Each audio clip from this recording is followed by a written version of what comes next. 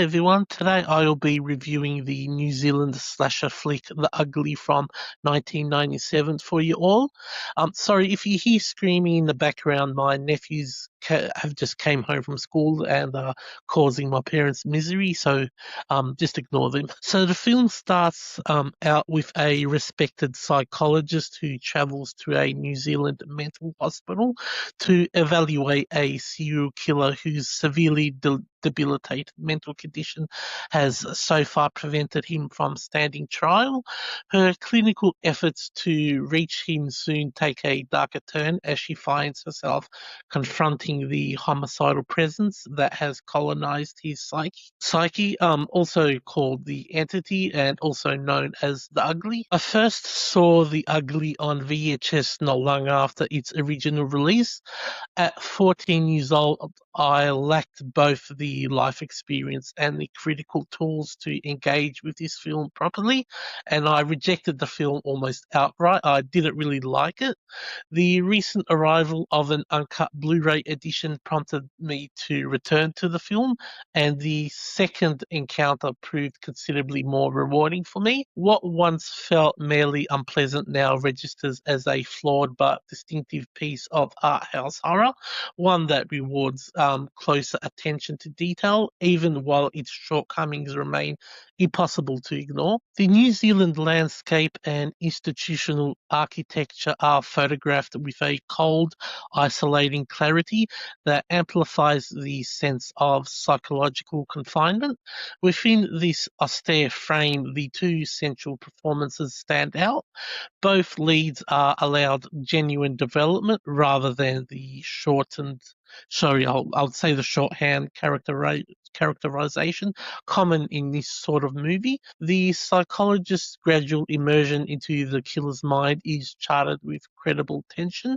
Her professional curiosity slowly curdles into something closer to contamination, and the film is at its strongest when it lets us watch her realize she has gone too far deep inside the killer himself.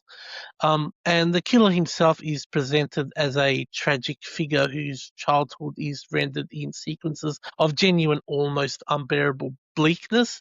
These flashbacks map a clear trajectory from early trauma to later atrocity without ever asking the audience for sympathy or offering easy moral absolution.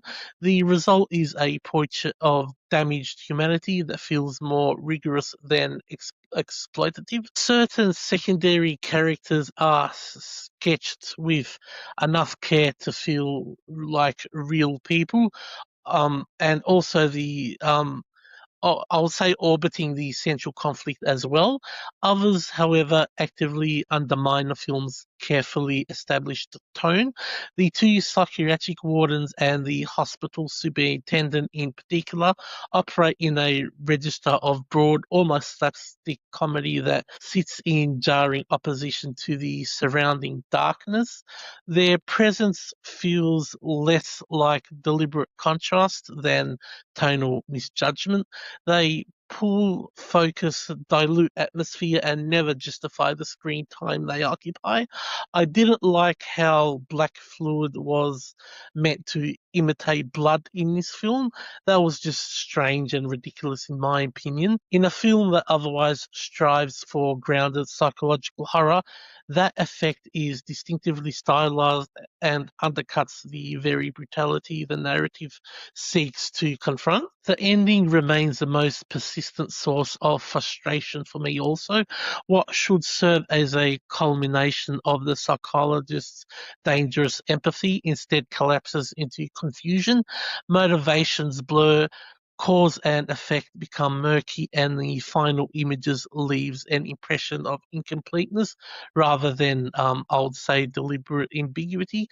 Even the uncut presentation does little to clarify matters. The differences from the earlier VHS cut feel marginal, suggesting that additional footage has not resolved the structural uncertainties that have always lingered around the climax of the film.